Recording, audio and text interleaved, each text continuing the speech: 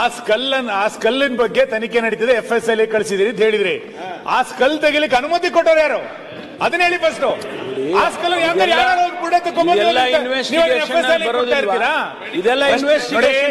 ನೀವೀಗ SIT ತನಿಖೆನಲ್ಲಿ ಒಂದ್ ನಿಮಿಷ ಸರ್, SIT ತನಿಖೆನಲ್ಲಿ 17 ಗುಂಡಿಗಳನ್ನು ಏನ್ ತೆಗೆದ್ರಿ, ಅದರಲ್ಲಿ ಏನೇನ್ ಸಿಕ್ತು ಅದನ್ನ ಪರ್ಸ್ಯೂ ಮಾಡ್ಲಿಕ್ಕೆ ಒಬ್ರು ಮ್ಯಾಜಿಸ್ಟ್ರೇಟ್ ಇಟ್ಟಿದೀವಿ. ಸರಿ, ಆ ವಾದ ನಾನು ಒಪ್ಕೊಂಡೆ. ಆ ಅನಾಮಿಕ ಬಂದು ಆ ಬುರುಡೆನ್ ತೆಗಿಬೇಕಾದ್ರೆ ಯಾರು ಅನುಮತಿ ಕೊಟ್ಟಿದ್ರು? ನೀವು ಆ ಬುರುಡೆನ FSL ಕಳಿಸಿರೋದು ಸರಿ, ಆ ಬುರುಡೆ ತೆಗಿಲಿಕ್ಕೆ ಕೊಟ್ರ ಅನುಮತಿ ಯಾರು? ಯಾರ್ದದು? ಆ ಅನುಮತಿ ಕೊಟ್ಟಿದ್ರ? ಅನುಮತಿ ಕೊಟ್ಟಿಲ್ಲ ಅಂತಾದ್ರೆ ಅವನ ಮೇಲೆ ಇಲ್ಲಿ ತನಕ ಏನ್ ಆಕ್ಷನ್ ತಗೊಂಡಿದ್ದೀರಿ? ಅವನ ಮೇಲೆ ಇದ್ದಾಗ ಏನ್ ಆಕ್ಷನ್ ತಗೊಂಡಿರಿ ಅಂತ ಹೇಳ್ಬೇಕಲ್ಲ. ಅವ್ನು ತಗೊಂಡಿದ್ದಕ್ಕೆ FSL ವರದಿ ಕೊಡ್ಲಿಕ್ಕೆ ಕಳಿಸಿರೋದು ಕೊಟ್ರೆ ಆಮೇಲೆ ಯಾರು ಅನುಮತಿ ಕೊಟ್ರು ತಗೊಂಡ್ಬರ್ಲಿಕ್ಕೆ? ಓಕೆ, ಉತ್ತರ. ಓಕೆ, ಇನ್ವೆಸ್ಟಿಗೇಷನ್ ಮಾಡ್ತಾ ಇರೋದೇ ಅದನ್ನ ಏನ್ ಮಾಡ್ತಾರೆ. ಆಮೇಲೆ ಮುಂದೆ ಮಾನ್ಯ ವಿರೋಧ ಪಕ್ಷದ ನಾಯಕರಿಗೆ ಈಗ ಅಲ್ಲಿ ಏನೂ ಇಲ್ಲ ಅಂತ ಆಯ್ತು ಅಂತ ಇಟ್ಕೊಳ್ಳಿ, ಕಾನೂನಿನಲ್ಲಿ ಅವಕಾಶ ಇಲ್ವಾ ಅವನ ಮೇಲೆ ಕ್ರಮ ತಗೊಳಕ್ಕೆ? ಮತ್ತೆ ಅಲ್ಲಿವರೆಗೂ ಕಾಯ್ಬೇಕಲ್ಲ. ಅರೆ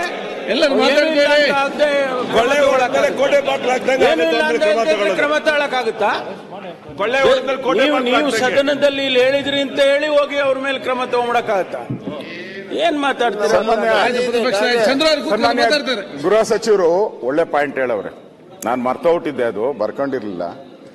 ಅಕಸ್ಮಾತ್ ಅಲ್ಲಿ ಏನು ಇಲ್ಲ ಅಂತ ಹೇಳಿದ್ರೆ, ಇಲ್ಲ ಅಂದಿದ್ರೆ ಅವನ ಮೇಲೆ ಆಕ್ಷನ್ ತಗೊಂಬೋದಲ್ಲ ನಾವು ಅಂತ ಸೆಕ್ಷನ್ ಕೂಡ ಹೇಳಿದ್ದಾರೆ.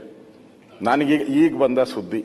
ಓಕೆ, ಈಗ ಅವನೇ ಹೇಳಿದಾನಂತೆ, ನಾನು ತಮಿಳ್ನಾಡಲ್ಲಿದ್ದೆ, ನನಗೇನು ಗೊತ್ತಿಲ್ಲ, ನಾನು ಮನೆ ಕಟ್ಸ್ಕೊಡ್ತೀನಿ ಅಂತ ಹೇಳಿದ್ರು, ನನಗೆ ದುಡ್ಡು ಕೊಡ್ತೀನಿ ಅಂತ ಹೇಳಿದ್ರು. ಅದ್ಯಾರೋ ಒಬ್ಬ ಲೇಡಿ ಬಂದ್ಲು, ನನಗೆ ಭಯ ಆಯ್ತು. ಅವಳು ಸ್ಟೇಟ್ಮೆಂಟ್ ಕೊಟ್ಮೇಲೆ ನನಗನ್ಸ್ತು ಇವಳು ಹೇಳೋದ್ ಎಲ್ಲಾನ ಒಂದು ನನಗೆ ಮೂಳೆ ಸಿಗುತ್ತೆ, ನಾನು ಕೊಡ್ಬೋದು ಅಂತ. ಈಗ ನನಗೆ ಬರ್ತಾ ಇದೆ, ಟಿವಿಗಳಲ್ಲೆಲ್ಲ ಬರ್ತಾ ಇದೆ. ಅಲ್ಲ ಹೇಳಿದ್ದು ಇವರು ಏನು ಇಲ್ಲ ಅಂದ್ರೆ, ಇವರು ಎಷ್ಟು ಅಂದ್ರೆ ನಮ್ಮ ಪರಮೇಶ್ವರ್ ಅವರು ಎಷ್ಟು ಕೂಲಾಗಿ ಆ ಬೆಣ್ಣೆ ಒಳಗಡೆ ಕೂದಲು ತೆಗೆದುತ್ತಾರ ಹೇಳ್ತಾವ್ರೆ, ರೆಡಿ ಮಾಡ್ಕೊಂಬಂದು. ಇಡೀ ರಾಜ್ಯದಲ್ಲಿ ಗೃಹ ಸಚಿವರೇ, ಇಡೀ ರಾಜ್ಯದಲ್ಲಿ ಸುಮಾರು 3-4 ಲಕ್ಷ ಜನ ಹೋರಾಟ ಮಾಡ್ತಾ ಇದ್ದಾರೆ, ಬೀದಿಗಿಳಿದು ಧರಣಿ ಮಾಡ್ತಾ ಇದ್ದಾರೆ. ಇದೇನ್ ನಿಮ್ ಕಣ್ಣು ಕಾಣಿಸಲ್ವಾ? ಸರ್ಕಾರ ಕಣ್ಣಿಗೆ ಏನು ಇಲ್ಲ. ಅಗದಿದ್ದೀರಲ್ಲ ಕಾಡ್ನೆಲ್ಲ ಹೋಗಿ, ಫಾರೆಸ್ಟ್ ಪರ್ಮಿಷನ್ ತಗೊಂಡಿದ್ದೀರಾ ನೀವು? ಯಾರು ಪರ್ಮಿಷನ್ ಕೊಟ್ರು ನಿಮ್ಗೆ? ಕೋರ್ಟಲ್ಲಿ ಹೇಳಿದ್ರ? ನಾನು ಕೇಳ್ತಾ ಇದ್ದೀನಿ, ಕಂಪ್ಲೇಂಟ್ ಕೊಟ್ಟಾಗ ಪೊಲೀಸರು ಹೋಗಿ ಕೋರ್ಟಲ್ಲಿ, ನನಗಿರೋ ಮಾಹಿತಿ ಪ್ರಕಾರ ಪೊಲೀಸರು ಈ ಕೇಸನ್ನ ಈ ಸೆಕ್ಷನ್ ಪ್ರಕಾರ ನಾವು ಮಾಡಕ್ ಬರಲ್ಲ, ನೀವು ಅನುಮತಿ ಕೊಟ್ರೆ ಮಾಡ್ತೀನಿ ಅಂತ ಕೇಳಿದ್ದಾರೆ ಪೊಲೀಸರು. ಕೋರ್ಟು ಪರ್ಮಿಷನ್ ಕೊಟ್ಟಿದೆ, ನೀವು ತನಿಖೆ ಮಾಡಿ ಅಂತ ಕೊಟ್ಟಿದ್ದಾರೆ, SIT ಮಾಡಿ ಅಂತ ಕೊಟ್ಟಿದ್ದಾರ?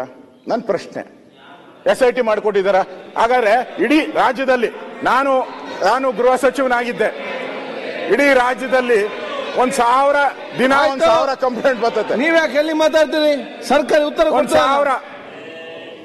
1,000 ಕಂಪ್ಲೇಂಟ್ ಬರ್ತದೆ ಡೈಲಿ. ಗೃಹ ಸಚಿವರಿಗೆ, ಮುಖ್ಯಮಂತ್ರಿಗೆ 1,000 ಕಂಪ್ಲೇಂಟ್ ಬರ್ತದೆ. ನನ್ನ ಮಗನ್ನ ಹೊಡೆದಾಕಿದ್ರು, ನನ್ನ ಮಗ ಕೊಲೆ ಮಾಡಿದ್ರು, 1000 ಬರ್ತೈತೆ. ಹಂಗಾರೆ 1000ಕ್ಕೂ SIT ಮಾಡಿದೀರಾ? ಇದಕ್ಕೆ ಯಾಕೆ ಮಾಡಿದ್ರಿ? ಇವತ್ತು ಧರ್ಮಸ್ಥಳದ ಮಾನ ಹರಾಜ್ ಆಯ್ತಲ್ಲ, ಕಟ್ಕೊಡ್ತೀರಾ ನೀವು? ಈ ಸರ್ಕಾರ ಕಟ್ಕೊಡ್ತೀರಾ ಹೇಳಿ?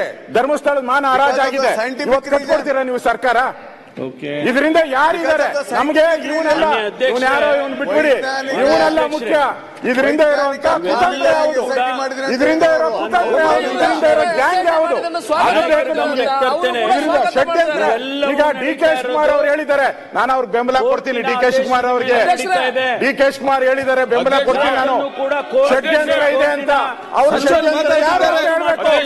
ಬಹಿರಂಗ DK ಶಿವಕುಮಾರ್ ಅವರು ಷಡ್ಯಂತ್ರ ಬಹಿರಂಗ ಇಲ್ಲ, ಅವರು ಈ ಷಡ್ಯಂತ್ರ ಯಾಕೆ ಹೇಳಿದ್ರು? ವಿಷಯ ಬಗ್ಗೆ ಚರ್ಚೆ ಮಾಡಿ ಅವ್ರು ಉತ್ತರ ಕೊಡ್ತಾರೆ. ಅವ್ರು ಯಾಕೆ ಹೇಳಿದ್ರು?